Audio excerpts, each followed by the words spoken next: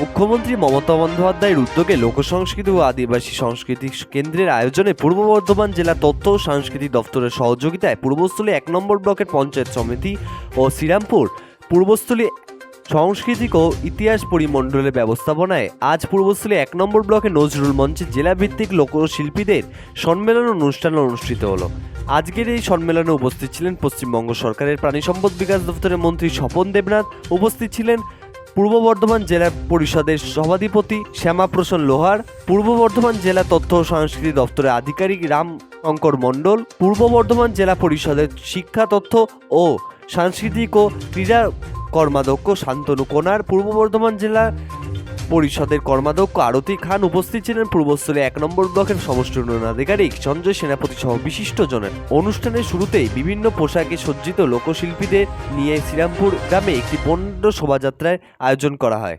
এরপর শ্রীরামপুর 1 নম্বর ব্লকের অন্তর্গত নজরুল মঞ্চে মূল অনুষ্ঠানটি অনুষ্ঠিত হয়। প্রদীপ প্রজ্বলন ও রাজ্য সঙ্গীতের মাধ্যমে মূল অনুষ্ঠানের সূচনা হয়। পূর্ব বর্ধমান জেলার প্রতিটি কোণ থেকেই উপস্থিত হয়েছিলেন 500-র বেশি লোকশিল্পী। পূর্ব বর্ধমান থেকে সৈয়দ আবু জাফরের রিপোর্ট, যুগান্তর সংবাদ। লোকশিল্পীরা পরিচয়পত্র এবং সম্মানিতা পাবে, তাহলে 12,800 ছাত্র যোগ কত সংখ্যা, এটাকে অনুভব করবেন। কিন্তু এখন অনেকে বলবে আমি দরখাস্ত দিয়ে রাখছি, 5 বছর আগে পাই না, সেটা যোগাযোগ করো, ওটার কথায় শাসকের তার মধ্যে আজকে মাধ্যমকে পক্ষ দেওয়া জেলা পরিষদের সভাপতি তুলে দেবে সমাপন শান্তু একটু মাসি মানে শোনায় আর কি দীর্ঘদিন একটু একদিন টক পেলে আমি তাদের নতুন নথিভুক্তের কাজ অলরেডি চলছে।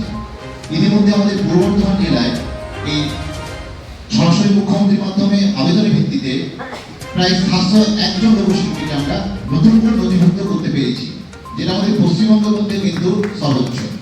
পশ্চিমবঙ্গের মধ্যে সব থেকে বেশি আমাদের পূর্ব বর্ধমানে এই সরাসরি মুখ্যমন্ত্রীর মাধ্যমে নতুন শিল্পী নথিভুক্ত করা হয়েছে এবং 701 জন শিল্পীর মধ্যে 20 জন শিল্পীকে আমরা তাদের পরিচয়পত্র প্রদান করতে পেরেছি।